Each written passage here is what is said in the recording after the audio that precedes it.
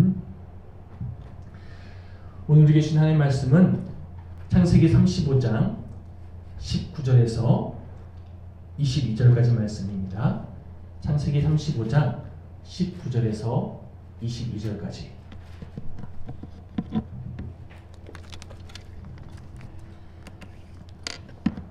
한 절씩 교독하시고 마지막 22절은 함께 합독하겠습니다. 19절입니다. 라헬이 죽음에 에브랏 곧 베들레헴 길에 상사되었고 야곱이 라헬의 묘에 길을 세웠으니 지금까지 라헬의 묘이라 일컫더라. 이스라엘이 다시 길을 떠나 에델 망대를 지나 장막을 쳤더라.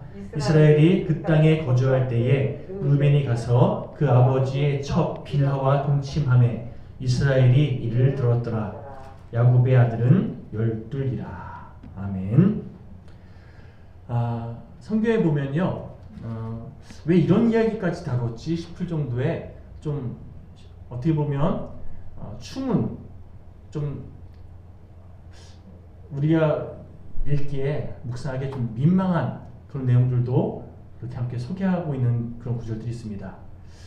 무엇을 우리에게 말씀하기 원하는 하나님의 뜻이 있을까요? 우리의 실존이 어떤지, 그럼에도 불구하고 하나님의 소리를 어떻게 인도하고 계신지에 대해서 명확히 보여주기 위한 그런 과정으로 우리 생각하기에는 이건 좀 뺐으면 좋겠다 싶은 그런 내용들도 하나님께서 말씀 가운데 우리에게 허락하실 때가 있다는 거죠. 오늘 본문도 어찌 보면 좀 입에 담기 민망한 그런 가정사에 대해서 우리에게 소개하고 있는데요. 지난주부터 계속해서 살펴보고 있는 상처는 상처를 낳고 은혜는 은혜를 낳는다. 두 번째 시간으로 오늘은 르우벤이라는 야곱의 첫째 아들이죠. 르우벤 이야기를 토대로 하나님의 말씀을 함께 살펴보고 또 하나님의 소리 믿음의 가정 가운데 원하시는 그런 올바른 방향성이 무엇인지에 대해서 함께 생각해보는 그런 시간이 되었으면 좋겠습니다. 심리학 용어 중에서 증오적 동일시라는 그런 용어가 있습니다. 증오적 동일시. 쉽게 말씀드리면 자신이 증오하고 또 싫어하는 어떤 사람의 성격과 행동을 어느샌가 스스로 답습하고 마는 그런 인간의 연약한 습성에 대해서 정의하는 용어인데요. 나는 저 사람 되기 싫어. 나 저렇게 안 할 거야. 이렇게 마음먹고 생각했는데 어느샌가 자기가 싫어하는 그 사람의 모습을 닮아가고 있다는 거죠. 예를 들어서 날마다 술 먹고 그렇게 구타하는 남편, 그런 엄마의 모습을 보면서 자란 딸이 나는 절대로 저런 남자 안 만날 거야. 이렇게 다짐하고 또 다짐하는데 놀랍게도 그 딸이 폭력을 휘두르는 남편을 만날 확률이 그렇지 않은 가정에서 자란 그런 여자들에 비해서 참 안타깝게도 꽤 높다는 거예요. 또 어릴 때부터 술 마시고 또 깽판 부리는 이번엔 아들 예를 들어볼게요. 나는 아버지가 싫어. 난 아빠의 저런 모습 안 닮을 거야. 난 저런 짓 나중에 절대 안 할 거야. 이렇게 다짐하고 또 다짐했던 그런 아들이라 할지라도요, 나중에 자라서 술 먹고 행패 부리는, 자기 안에 구타하고 그렇게 뭔가 망나니처럼 행동하게 될 그런 확률이 그렇지 않은 가정에서 자란 아들들에 비해서 정말 안타깝게도 훨씬 높더라는 거예요. 이처럼 자신이 미워하고 또 싫어했던 그 모습들 어느샌가 답습하고 있는 그런 경우들이 실제로 많이 벌어지고 있는데요. 물론 모두 다 그런가? 또 그건 아닙니다. 제가 말씀드린 것처럼 그럴 확률이 더 높더라는 거지 다 그렇다 이건 아니에요.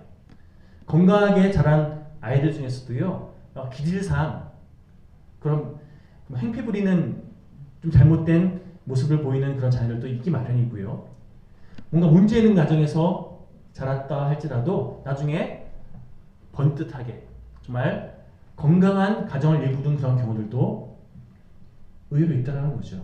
그런데 연구 결과 과거에 어떤 상처 또 쓴뿌리를 이것을 해결하지 못한 인생이 있잖아요. 뭐 어렸을 때 어떤 상처가 있는지 그것을 스스로 잘 해결하지 못하고 그것을 계속 품고 이것이 해결되지 않은 채 그렇게 지내온 짓눌려 살아가는 인생은 결국 증오적 동일신을 향해, 다시 말해서 정말 잘못된 방향을 향해서 그렇게 흘러가기 쉽고요. 반면 비록 어렸을 때 어떤 상처를 경험하고 어떤 아픔을 겪었다 할지라도 은혜를 경험하고 그래서 그 상처를 다 치유받은 그런 인생은 나중에 이후로 건강하고 복된 삶을 살게 되는 경우도 있더라는 거죠. 그런 의미에서 요즘 점점 가정이 무너지고 또 뭔가 좀 상처투성이의 그런 문제들을 참 많이 우리 눈에 보이는 그런 이 시대에 살아가면서 정말 우리 영일교회 모든 가정들이 하나님께서 기뻐하시는 또 세상 가운데 선한 영향을 흘려보내는 복된 축복된 가정의 그런 모델링으로서 하나님께 귀히 쓰임받는 그런 저희 여러분 모두가 되시기를, 그리고 그 모든 것을 소망하는 마음으로 함께 오늘 말씀 하나님께서 기뻐하시는 가정의 모습 두 번째 이야기에 대해서 함께 살펴보려고 합니다. 자, 지난 시간에 이어서 야곱의 가정사를 계속 살펴보기 원하는데요. 주님, 상처가 아니라 은혜로 살아가는 복된 인생이 되기 원합니다. 주님, 우리의 삶을 회복시켜 주시고 새롭게 해주시옵소서. 이렇게 결단하고 간구하시면서 하나님께서 우리에게 허락하시는 그 풍성한 은혜를 함께 부여잡는 그런 우리 모두가 되었으면 좋겠는데, 자, 우리 자신에게 또 우리 가족을 향해서 이렇게 선포했으면 좋겠습니다. 하나님의 은혜가 충만하기 원합니다. 한번 또 저를 따라해 보실까요? 하나님의 은혜가 충만하기 원합니다. 아멘. 우리 삶 가운데 또 우리 가족들의 삶 속에서 하나님의 은혜가 충만하기를 소망하고 간구하는, 이걸 위해서 하나님께 간절히 기도하는 매 순간 하나님의 의지를 선택하는 우리 모두가 되었으면 좋겠습니다. 자, 지난주에 잠깐 언급드렸던 것처럼 자신의 쌍둥이 형이었던, 태어난 시간이 그렇게 많이 차이 나지도 않아요. 야곱이 형 에서의 발뒤꿈치를 잡고 바로 태어났으니까 뭐 태어난 지 곧 바로 태어난 둘째 쌍둥이 동생으로서 태어난 이 야곱이요, 자신이 아니라 자기보다 좀 더 먼저 태어났다는 이유로 형 에서를, 물론 형 에서가 어떤 의미에서 보면 성경에 보면 사나이답고 또 사냥을 즐기는 남자다운 그런 모습이 있어서, 그래서 아마 이삭이 그런 첫째 아들 쌍둥이 중에 첫 번째였던 에서를 더 좋아했을 수도 있습니다. 어쨌든 이삭이 야곱이 아니라 에서를 더 편애하는 그런 어찌 보면 좀 잘못된 그런 사랑의 모습이죠. 다 동일하게 사랑하는데 그 중에서 더 누군가를 더 이뻐라 하면 상대방은, 덜 사랑받은 친구들은 그걸 시기하고 또 뭔가 상처가 남기 마련이잖아요. 어린 시절부터 그렇게 마음의 응어리가 컸던 야곱이 결국 그 상처, 그 응어리를 해소하기 위해서 한동안 아버지에게 인정받고 싶어서 장자권에 집착하며 살았다고 지난주에 함께 살펴봤죠. 어쨌든 자식을 편애하는 것은 옳지 않다. 왜요? 자기가 그런 경험했으니까. 이렇게 얼마나 자식을 편애하는 것이 옳지 않은지에 대해서 누구나 잘 알고 있었던 야곱이 증오적 동일시라고 그랬죠. 자신이 아빠가 된 이후에, 그러면 그렇게 자녀를 편애하면 안 되잖아요. 그런데 그럼에도 불구하고 자기가 좋아하는 그런 태생의 아이를 더 이뻐라 하면서 자녀들을 그렇게 편애하고 또 등한시하는 그런 잘못된 아버지의 모습을 그렇게 쫓아왔다는 거죠. 결과적으로 야곱의 자녀들에게도 아마 이런 야곱의 잘못된 모습이 그대로 고스란히 유전되고 답습되어지는 그런 과정들이 있었을 겁니다. 야곱의 12아들들 가운데 오늘 특별히 르우벤에 대해서 함께 살펴보기 원한다고 말씀드렸죠. 르우벤은 레아, 다시 말하면 야곱의 첫 번째 부인의 첫째 아들, 태생적으로 정실 부인의 첫째 아들이니까 장자였어요. 야곱이 밧단 아람 지역, 다시 말하면 삼촌 라반의 집에 머물고 있을 때 거기서 야곱의 맏아들로 태어난 것이 바로 이 르우벤입니다. 거두절미하고 창세기 37장에 보면 요셉이 나중에 형들에 의해서 애굽으로 팔려가는 장면을 37장에 소개하고 있는데, 특별히 창세기 37장 21절에서 22절 말씀 보면 우리 함께 좀 찾아볼까요? 제가 분석해 드리겠습니다. 르우벤이 듣고 21절 22절 르우벤이 듣고 요셉을 그들의 손에서 구원하려 하여 이르되 우리가 그의 생명은 해치지 말자. 르우벤이 또 그들에게 이르되 피를 흘리지 말라. 그를 광야 그 구덩이에 던지고 손을 그에게 대지 말라 하니 이는 그가 요셉을 그들의 손에서 구출하여 그의 아버지에게로 돌려보내려 함이었더라. 자, 보십시오. 르우벤이 지금 형제들에게 우리 손에 피를 묻힐 그런 필요가 뭐 있냐, 우리 그러지 말고 자, 이 요셉 혼자서는 도저히 빠져나올 수 없는 그 구멍에 던져 넣으면 아마 혼자 거기 갇혀서 죽게 될 거야. 그러니까 우리가 피를 묻히지 말고 혼자 알아서 죽게 내버려 두자, 이렇게 선동합니다. 그리고 22절 후반부에 보면 나중에 요셉을 몰래 그렇게 구해서 무사히 돌려보내게끔 이렇게 이런 유언을, 문책을 이렇게 펼치는데요. 그런데 잠깐 르우벤이 어떤 일이 있었는지 모르겠지만 잠깐 자리를 비운 사이에 아시는 것처럼 다른 형제들이 요셉을 마침 그곳을 지나가던 상인들에게 팔아버립니다. 나중에 구덩이에 그렇게 있을 줄 알았던 요셉이 없는 걸 보고 르우벤이 이런 탄식을 합니다. 자, 함께 읽어볼까요? 르우벤이 돌아와 구덩이에 이르러 본즉 거기 요셉이 없는지라. 옷을 찢고 아우들에게로 되돌아와서 이르되 아이가 없도다. 나는 어디로 갈까? 창세기 37장 29절 30절까지 보면요, 요셉이 어딨어? 어떡하지? 난 이제 어디로 가야 되지? 막 이렇게 탄식하는 그런 르우벤의 모습을 소개하고 있는데요. 여러분, 르우벤의 이런 절규, 이제 나는 어떻게 하면 좋지? 이 넓은 천지에서 요셉을 어디 가서 찾지? 이런 탄식을 르우벤이 하는 것을 보고 문맥상 르우벤이 지금 어떤 마음인지를 정확히 파악하지 못하면 마치 내가 사랑하는 동생 어떻게 빨리 좀 찾아야 되는데 뭐 이런 마음으로 그렇게 잘못 오해할 수 있는데요. 자, 요셉을 사랑하고 아꼈기 때문에 이렇게 말한 걸까요? 아닙니다.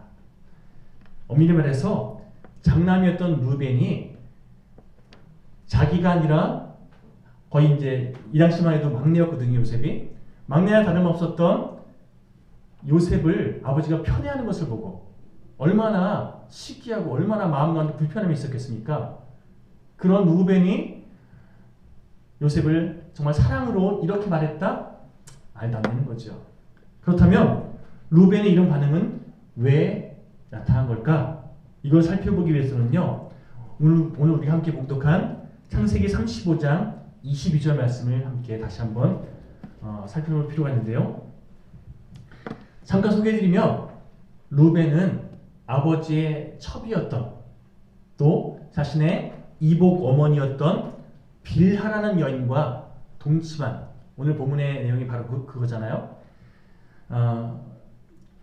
아마도 추측하건대 그 사건 이후로 아마도 가족들로부터 엄청난 비난을 받았을 겁니다. 어떻게 너 어머니는 다름없는 그런 사람과 그런 관계를 맺을 수 있냐? 그리고 장남으로서도 어차피 아버지가 인정해주지 않는 그런 장남이긴 하지만 그래도 장남이었잖아요. 그런데 이 일 이후로 장남으로서의 위상이 다 깨졌을 거예요. 특별히 형제들 가운데 빌하의 태생으로 태어난 형제들은 예를 들면 5번째 단, 또 6번째 납달리라는 자녀들은 루벤에 대해서 어떻게 생각했겠습니까? 아버지 야곱은요, 그 사건 이후로 루벤을 분노와 멸시의 시선으로 그렇게 바라보기 시작합니다.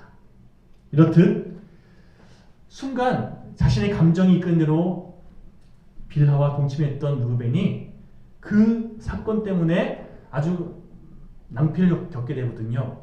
엄청난 대가를 치르게 되는데, 그런 배경 속에서 요셉 어디에서 찾아야 되지? 이 막이 절규하고 안타까워하는 이 탄식에 접목해서 보면요, 한마디로 루벤은 지금 내가 아버지에 대해서 죄를 갚을 수 있는 유일한 길은 내가 요셉을 잘 건져내어서 그렇게 살려보내면 아버지한테 할 말이 있겠지? 이렇게 생각하고 어떻게든 요셉을 살리려고 했던 건데, 그런데 자신의 마지막 보루로가 있었던 그 방법이 이제 없어진 거잖아요. 한마디로 나는 이제 영원히 아버지 앞에서 나의 부끄러움을 씻을 방법이 없어졌다. 나는 이제 끝났다. 이렇게 탄식하고 있는 거예요. 요셉을 걱정해서가 아니라 자기 자신에 대한 탄식을 하고 있는 거예요. 분명한 것은 루벤은 자신의 아버지의 첩이었던, 자신의 쉽게 말하면 이복 어머니는 다름없었던 빌하, 그 여인과 동침했고, 그래서 아버지를 경멸한 폐륜아로서 그렇게 수치를 당하고 있었습니다. 우리가 여기서 놓지 말아야 할 그런 중요한 사실이 있는데요. 엄밀히 말해서 루벤이 빌하와 동침한 이 사건, 이것은요, 루벤의 음욕, 쉽게 말하면 육신의 어떤 정욕 때문에 벌어진 일이 아니었다는 거예요. 이 사건은 훨씬 더 복잡한 그런 심정들이 그렇게 어우러져서 파생된 어떤 결과물인, 이게 루벤의 빌하와의 동침 사건 전반적인 그런 흐름이라는 거예요. 자, 이것을 구체적으로 설명드리기 위해서 먼저 야곱의 가족사, 자, PPT를 통해서 가족들을 잠깐 살펴볼 텐데, 야곱은 아시는 것처럼 2명의 정실 부인이 있었습니다. 첫 번째 부인이 레아였고, 두 번째 부인이 라헬이었죠. 14년 동안 삼촌 집에서 그렇게 헛되는 해가면서 열심히 일해서 두 아내를 얻었어요. 그리고 레아의 몸종이었던 실바와 또 라헬의 몸종이었던 빌하, 나중에 라헬과 레아가 자녀 더 많이 그렇게 낳는 그런 경쟁을 하다 보니까 자신의 여종들까지 그렇게 첩으로 남편과 함께 동침하게끔 하다 보니까 4명의 부인이 야곱의 부인이 되고 마는데요. 자, 어쨌든 이렇게 레아의 몸종이었던 실바, 또 라헬의 몸종이었던 빌하, 이 관계성 속에서 여러분, 루벤은 누구의 아들이죠? 레아의 아들이에요. 그리고 빌하는 누구의 몸종이죠? 라헬의 몸종이에요. 그러면 뭔가 구도가 좀 나오죠? 자, 이 부분에 대해서는 좀 이따 다시 또 구체적으로 다루기로 하고요. 야곱의 아내들이었던 언니 레아와 또 라헬, 이 둘 사이에서는요, 알게 모르게 아주 치열한 경쟁의식이 있었습니다. 한마디로 라헬은 남편에게 사랑받는 그런 아내였고, 레아는 어떤 의미에서 보면 남편에게 사랑받지 못하는 첫째 부인이긴 한데 남편의 사랑받지 못하는 그런 존재였습니다. 하나님께서는요, 성경에 이렇게 기록되어 있어요. 레아의 남편이 사랑받지 못하는 그 모습을 보시고 레아를 불쌍히 여기셔서 레아에게 태를 주시고 자녀를 더 많이 갖게 하셨어요. 그리고 레아에게 자녀가 계속 태어나는 이런 과정 속에서 라헬에게는 하나님께서 자녀를 주시지 않으셨습니다.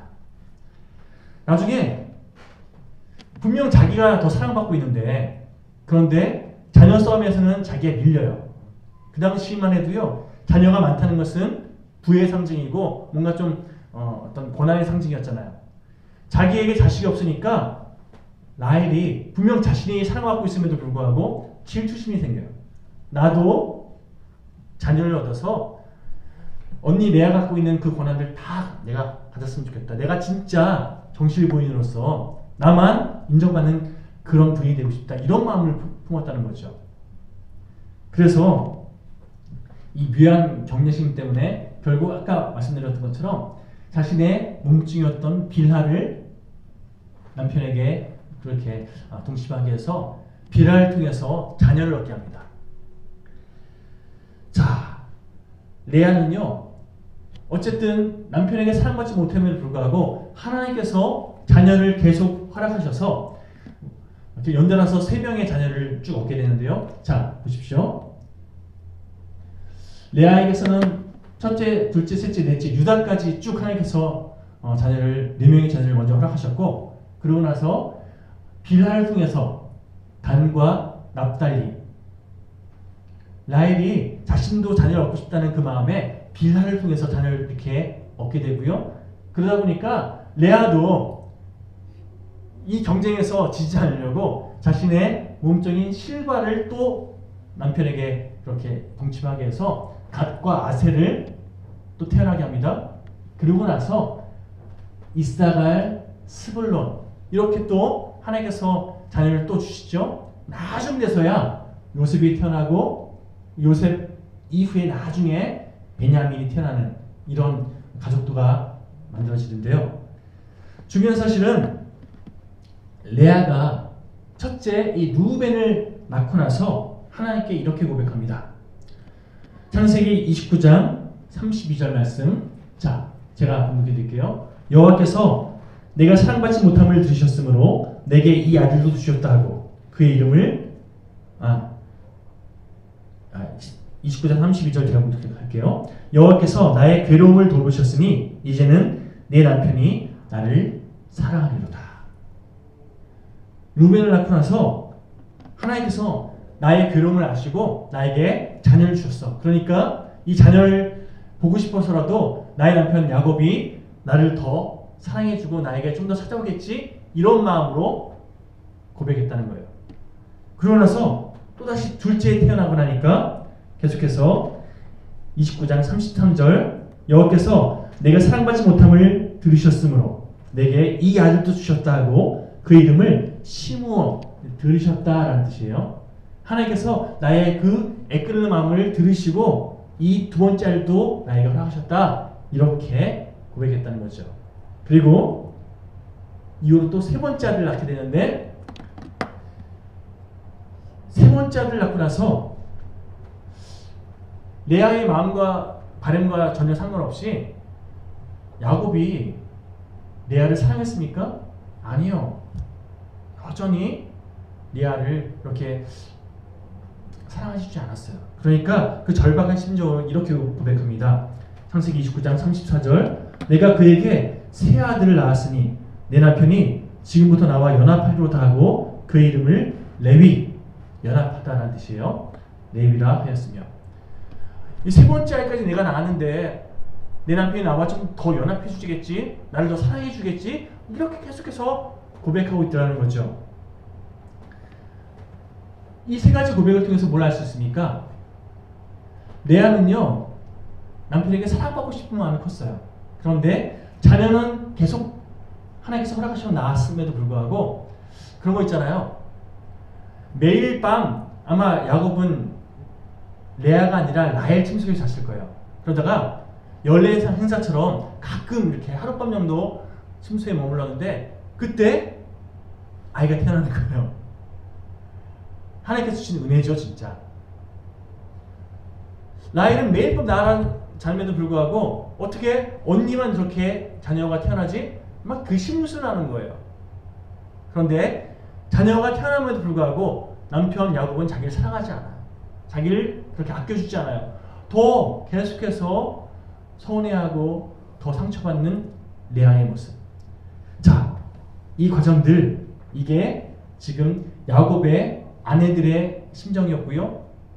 가장 먼저 태어나서 그것을 계속 지켜봤던 누구? 루벤은요. 자기 엄마의 그 애달픈 마음, 또 자기 둘째 엄마의 그 모습 보면서 얼마나 상처를 많이 받았겠습니까? 창세기 30장 3절에 보면요, 라헬이 이렇게 말합니다. 내 여종 빌하에게로 들어가라. 그가 아들을 낳아 내 무릎에 두리니 그러면 나도 그로 말미암아 자식을 얻겠노라. 안 되겠어서 라헬이 아까 말씀드린 것처럼 자신의 몸종인 빌하를 남편과 동침하게 하고 그 빌하를 통해서 자녀 둘을 더 낳죠. 자, 그렇게 아이가 태어나니까 라헬이 뭐라고 얘기하냐면요, 아 기쁘다, 나도 드디어 자녀가 생겼다, 이렇게 얘기한 게 아니라 창세기 30장 8절에 보니까 내가 언니와 경쟁하여 이겼다. 남편에게 그만큼 사랑받았으면 사랑받지 못하는 언니 불쌍히 여길 줄 알아야 되는데 내가 언니한테 다 이겼다, 이런 얘기하고 있더라는 거예요. 참 답답하죠? 자, 여러분, 맏아들이었던 이 루벤이 이처럼 자신의 어머니인 레아와 또 작은 어머니인 라헬 사이에 벌어지는 이 반목과 경쟁, 그리고 치열한 암투를 지켜보면서 얼마나 그 마음이 애끓었을까요? 아버지한테 사랑받지 못해서 힘들어하는, 괴로워하는 어머니의 모습, 또 질투와 시기로 또 이렇게 얘기할 정도면 평소에 그렇게 루벤에게 살갑게 대하지는 않았겠죠? 그런 작은 어머니의 모습 보면서 얼마나 많은 아픔을 겪었을까요? 어느 날 루벤이 들에 나가서 아주 그 당시에 부부 사이의 금실을 더 좋게 해준다는 합한채라는 그런 최음제의 일환이라고 하더라고요. 이걸 구해오게 되는데, 어머니 이거 아버지하고 같이 잘 한번 사용해 보세요. 엄마한테 드렸더니만 그 얘기를 듣고 라헬이 쫓아와서는요, 언니 그거 나 주면 오늘 밤 남편하고 동침하게 해줄게, 이렇게 얘기해서 결국 레아가 자기 아들 루벤이 갖다 줬던 합한채를 동생에게 주고 남편과 하룻밤을 지낼 수 있는. 자, 창세기 30장 16절을 보면 레아가 이렇게 얘기해요. 내게로 들어오라. 내가 내 아들의 합한채로 당신을 샀노라. 뭘 할 수 있습니까? 한마디로 레아는요, 값을 치러야 되지만, 뭔가 어떤 대가를 치러야지만 남편과의 시간을 보낼 수 있을 정도로 평소에 남편한테 그렇게 사랑받지 못했던 너무나 불쌍한 여인이었다는 거예요. 거의 모든 밤을 라헬과 보냈고, 야곱은 레아를 거의 버려두다시피 한 첫 번째 아내는 뭐예요? 사랑받지 못하는 그런 불쌍한 아내로서 시간을 보냈다는 거죠. 다시 말씀드리지만 루벤은요, 이 모든 걸 지켜보면서 너무나 마음이 아팠을 거예요. 어머니를 향한 아버지의 그 냉정하고 무뚝뚝한 반응, 하루가 다르게 아버지에 대해서 미워하고 분노하는 마음이 아마 커져갔을 겁니다. 그리고 시간이 흘러서 아까 보여드렸던 것처럼 결국에는 하나님께서 라헬의 태를 열어주셔서 누가 태어나죠? 요셉이 태어납니다.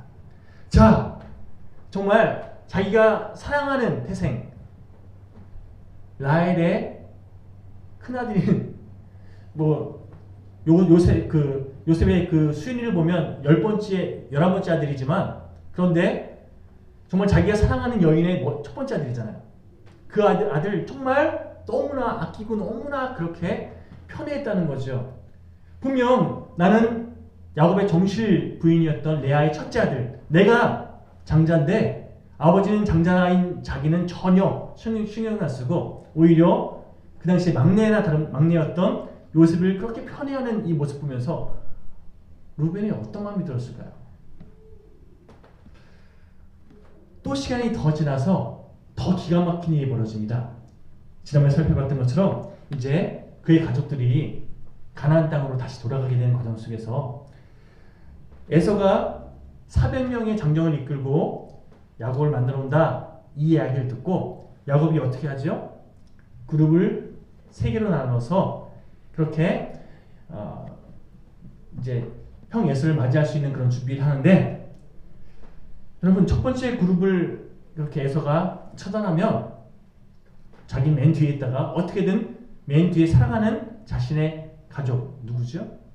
라헬과 또 요셉, 여기 정말 사랑하는 가족들 먼저 싹 빼돌려 가지고 목숨을 건지는 요 생각으로 그래 그룹을 나누는 걸 보면서 여러분 루벤이 그런 아버지의 행태를 보면서 어떤 마음이 들었을까요? 자, 창세기 33장 2절 말씀 제가 봉독해 드리겠습니다. 여종들과 그의 자식들은 앞에 두고 레아와 그의 자식들은 다음에 두고 라헬과 요셉은 맨 뒤에 두고. 한마디로 루벤 모자는요 죽을 목숨이 되어서 라헬과 요셉의 앞에 배치된 거예요. 그 상황을 지켜보면서 루벤이 느꼈을 상처와 분노가 얼마나 컸을까요? 자, 그러다가 시간이 좀 더 흐르고 나서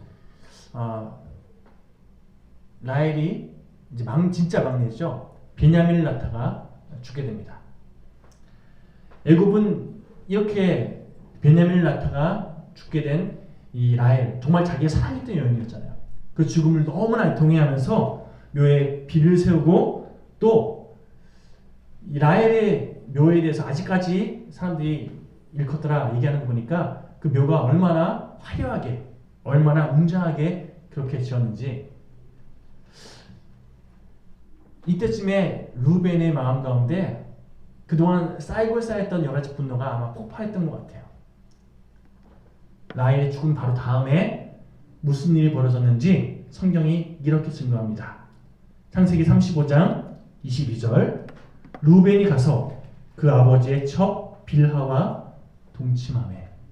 자, 빌하와 동침한 이 사건이 언제 있었다고요? 라헬이 죽은 바로 직후에.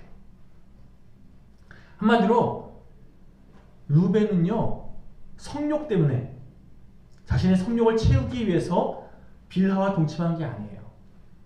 실은 라헬의 천막에 수치를 주기 위해서, 그리고 그간 아버지한테 당했던 여러 가지 상처와 또 여러 가지 아픔들 아버지한테 되갚아주려는 그런 마음으로 이렇게 행동했다는 거예요.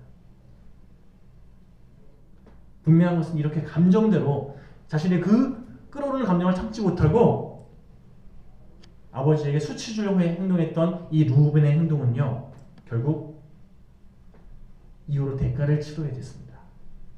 장자로서의 자신의 모든 권한은 다 박탈됐고요. 그나마 조금이라도 다른 가족들은 자신을 그 장자로 인정했었는데 아버지는 그렇게 안 했을지 모르지만 다른 가족들은 그나마 자신을 첫째 아들로 인정해 줬었는데 이 사건 이후로 완전히 다 무너진 거죠. 역대상 5장 1절 말씀 제가 보내드리겠습니다. 루벤은 장자라도 그의 아버지의 침상을 더럽혔으므로 장자의 명분이 이스라엘의 아들 요셉의 자손에게로 돌아가서 족보에 장자의 명문대로 기록되지 못하였느니라. 루벤은 자기 감정대로 행동한 그 사건 때문에 모든 것을 다 잃게 되었어요. 자, 여기서 놓치지 말할 게 하나 있는데요.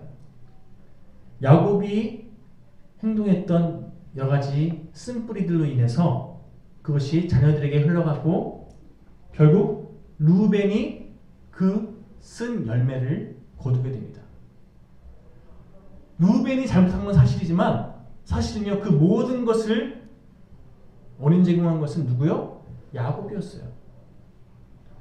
레아를 무시하고 또 루벤을 무시하고 또 루벤 모자에게 상처를 줬던 야곱의 모든 삶의 과정들이 이런 결국은 만들어냈다는 거죠. 사실 야곱의 행동들을 하나님께서 보시고 사실 어떻게 보면요 하나님께서는 레아를 너무나 불쌍히 여기셨어요. 그래서 창세기 29장 31절에 보면 여호와께서 레아가 사랑받지 못함을 보시고 그의 태를 여셨다라고 그렇게 언급하고 있습니다. 한마디로 야곱이 행동한 이것이 하나님께서 보시기에 정말 좋지 않았기 때문에 하나님께서 레아를 위로하시기 위해서 하나님께서 레아에게 그 태를 열어주셨다 이렇게 말씀하고 있는 거예요. 창세기 29장 31절 말씀을 다른 번역본에 보면요 이렇게 기록하고 있습니다. 주께서 레아가 멸시당한 것을 보시고 그 남편이 고통스럽게 한 부분에서 레아에게 복을 주셨다라고. 한마디로 루벤은 피해자였어요. 아버지의 상처받은 그런 피해자였어요. 다른 사람의 발목이나 잡는 아버지 때문에 상처받고 자란 아들이었다니까요. 그러나 중요한 것은요, 우리가 절대 간과하지 말아야 할 것이 있는데 원인 제공자가 누구였는가? 이건 별로 중요하지 않습니다. 그게 중요한 게 아니라 지금 자신에게 주어진 환경과 상황 속에서 그렇다면 나는 어떤 선택을 했는가? 이게 중요하다는 거예요. 하나님께서 나에게 허락하신 자유의지를 활용해서 내가 어떤 선택을 했는가? 지금까지 쭉 제가 설명드렸던 것처럼 루벤이 그렇게 행동할 수 있는 여러 가지 과정들이 다 있었어요. 그런데 최종 결정은 누가 했다고요? 루벤이 했잖아요. 남 탓하고 환경 탓할 거 전혀 없어요. 그 모든 것의 최종 결정은 루벤이 있기 때문에. 하나님께서는요, 루벤이 그렇게 선택하고 그렇게 결정한 것에 대해서 너무 안타까우셨을 거예요. 원망하는 마음, 미워하는 마음이 아니라 정말 하나님께서 주신 정말 진정한 마음 붙잡고 자신에게 주어진 상황들을 잘 감당해냈어야지 정말 이 루벤이 하나님께서 사용하시는 아름다운 모습으로 계속해서 살아갔을 텐데 자신의 감정이 이끈 대로 뚝 하고 선택한 것이 결국 자기 인생을 망치고 여러 가지 일들을 어그러뜨리는 그런 문제의 발단을 만들어냈다는 거죠. 몇 년 전에 제가 고등학교 1학년 친구랑 이렇게 어떻게 우연한 기회에 대화를 하게 된 적이 있는데요. 이 친구가 부모가 이혼해서 아버지랑 사는데 새어머니랑 같이 사는 그런 친구였어요. 이 친구가 자기 상황을 어떻게 저한테 얘기해주고 툭 자기 속마음을 이렇게 얘기하는데요. 자기는 자기 집이 너무 싫대요. 그래서 그 지긋지긋한 우리 아빠 또 새엄마 꼴도 보기 싫은데 지금 당장은 내가 경제적인 능력이 안 되니까 이용해 먹을 만큼 다 이용해 먹고 나중에 내가 독립하게 되면 절대 상종도 안 할 거야. 그 친구가 그렇게 진짜 얘기하는 거예요. 씁쓸하게 막 웃으면서 그렇게 막 너무 아주 냉소적으로 얘기하더라고요. 제가 그 얘기를 들으면서 너무나 속상하고 너무나 안타까워서 그 친구를 이렇게 안아주고 이렇게 얘기해 줬습니다. 그래도 네 아버지야. 그리고 지긋지긋해도 너에게 허락되어진 가정이야. 그러니까 네 가족이 네 아버지가 또 네 새어머니가 네 마음에 들지 않게 행동한다 할지라도 그리고 너에게 상처 준다 할지라도 네가 상대방과 상관없이 네가 가족에게 할 수 있는 너 자신의 최선을 다해봐. 그렇지 않으면 어느샌가 너도 모르는 사이에 네가 싫어하는 그 아빠의 모습이 너의 모습이 될지도 몰라. 너 자녀에게 사랑을 주고 사랑받는 그런 멋있는 아빠가 되고 싶지? 가족들을 행복하게 하는 그런 멋진 가정이 되고 싶지? 그러면 지금부터 네가 너에게 허락되신 그 가정 속에서 네가 할 수 있는 최선을 다하는 그런 훈련을 해나가려. 그래야 나중에라도 네가 건강한 가정을 이룰 수 있는 그런 기반이 생겨. 제가 그 친구를 정말 그렇게 너무 안타까운 마음으로 그렇게 고민했던 기억이 납니다. 물론 그 친구의 마음을 모르는 게 아니에요. 그러나 그 미움이 그 분노가 그 상대방을 향한 그 불쾌한 마음이 해소되지 않으면요, 나중에 그 상처가, 그 아픔이 고스란히 가족들에게 흘러간다니까요. 야곱은 다시 말씀드립니다. 존중받지 못할 행동을 분명히 했어요. 자신의 자녀들에게 상처 줬고요, 자신의 아내들에게 상처 줬어요. 그러나 루벤이 그런 아버지를 바라보면서 똑같이 반응한 것이 문제예요. 자기 자신은 물론이거니와 모두에게 유익하지 않은 그런 결과를 스스로 자초했다는 거죠. 여러분, 우리들은 흔히 환경이 그 사람을 그렇게 만들었다, 이렇게 환경 탓할 때가 있고요, 어쩔 수 없었어 라고 그 사람을 그렇게 옹호할 때가 있습니다. 하지만 분명한 것은 똑같은 환경에 처했다 할지라도요, 지혜로운 사람은 정말 바른 선택으로 자신뿐만 아니라 다른 사람들에게 유익한 선택을 하고요, 어리석은 사람은 환경 탓하고 다른 사람 탓하다가 부정적인 선택, 자기도 망하고 다른 사람들에게도 상처 주는 그런 선택을 하더라는 거예요. 한마디로 모든 것은 환경의 문제가 중요한 게 아니라 사실은 그 사람의 선택의 문제가 더 중요하다는 거예요. 여러분, 이 시간 믿음으로 권면합니다. 어떤 상황에 처해 있든지, 어떤 상황이 우리에게 찾아오든지 간에 하나님의 섭리를 믿는다면 환경에 주도되지 말고, 감정에 주도되지 말고, 그 환경 너머에서 일하고 계시는, 그 모든 것을 주관하고 계시는 전능하신 하나님을 신뢰하면서 믿음으로 우리 삶을 하나님께 맡겨드리길 선택하는 저희들 모두가 되었으면 좋겠습니다. 오늘 본문에서 소개하고 있는 루벤도 참 암울한 시간들을 보냈지만, 여러분 성경에 보면요, 루벤보다 더 암울한 시간을 보냈던 한 사람이 동일한 시간대에 한 명의 이름이 소개되고 있는데 누굴까요? 요셉은 17살 될 때까지 아버지의 사랑을 독차지하며 살긴 했지만 17살 된 그 해에 아까 얘기했던 것처럼 애굽의 종으로 팔려가게 되면서 무려 13년이라는 시간 동안 밑바닥에서 아주 끔찍한 시간을 보내게 됩니다. 여러분, 그렇게 끔찍한 시간을 보내면서 누구 원망하고 남 탓하고 환경을 저주하면서 그렇게 시간을 허비한 것이 아니라 주어진 환경 속에서 최선을 다해 하나님을 의지하면서 믿음으로 나아갔더니 성경은 증거합니다. 하나님께서 형통함으로 함께 하셨다.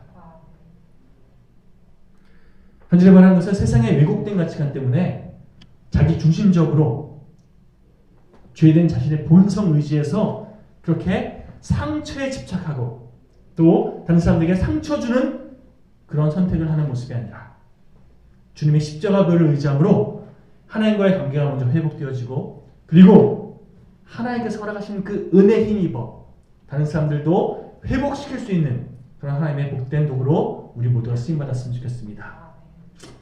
여러분, 말씀 이렇게 정리했으면 좋겠습니다. 정말 험난한 시간을 보냈던 요셉이, 그러나 성경이 증거하죠, 자신이 받은 그 상처에 집착하지 않고 모든 상황 속에서 전능되시는 엘샤다이 하나님만 의지했더니 그 결과 주님의 뜻 안에서 하나님의 그 형통하심 속에서 결국 나만 잘된 것이 아니라 다른 사람들까지 잘 되게끔 형통케 하는 인생으로 쓰임받았던 것을 기억하면서, 여러분, 저는 여러분들 삶 가운데 어떤 상처가 있는지 어떤 아픔이 있는지 잘 알지 못합니다. 그러나 제가 확신을 가지고 한 가지 분명히 말씀드릴 수 있는 것은, 우리가 환경에서 비롯된 어떤 상황 속에서 얻어진 그 상처에 집중하지 말고 오히려 하나님의 뜻을 분별하면서 하나님께서 내 삶 가운데 함께 하신다는 이 믿음 붙잡고 인도하고 계시는 하나님 안에 내 삶을 온전히 맡기기를 선택할 때 결국 하나님께서 허락하시는 은혜 속에서 구원받은 백성답게 믿음으로 승리하는 복된 우리가 될 줄 믿습니다. 자, 내 자아로부터 눈을 들어서 그 모든 것을 주관하고 계시는 하나님께 내 삶을 맡겨드리는, 하나님을 바라보기를 선택하는. 그래서 우리는 사람에게 집중하면 이렇게 흔히 얘기합니다. 어떻게 나한테 그럴 수 있어? 나는 이런 대접받은 사람이 아닌데. 그 결과 어떻게 되죠? 상처받고 미워하고 분노하고 짜증내고. 이런 태도가 아니라 하나님께서 이 사람을 나에게 왜 허락하셨을까? 이 환경과 상황 속에서 하나님께서 나에게 무엇을 원하실까? 왜 이 과정 속에서 나에게 이것을 하나님께서 맡기셨을까? 허락하셨을까? 이것을 분별하는 가운데 결국 내가 하나님의 뜻을 이루어가는 복된 한 걸음 한 걸음을 내딛는 우리 모두가 되길 간절히 소망합니다. 미움이 아니라, 분노가 아니라 주님을 향한 소망 붙잡고 오늘도 또 매 순간 믿음으로 승리하는 우리 영일교회 모든 교우들 되시기를 간절히 축원합니다. 우리 찬송가 515장 함께 고백하시고 함께 기도하고 즐겨 나갔으면 좋겠습니다. 500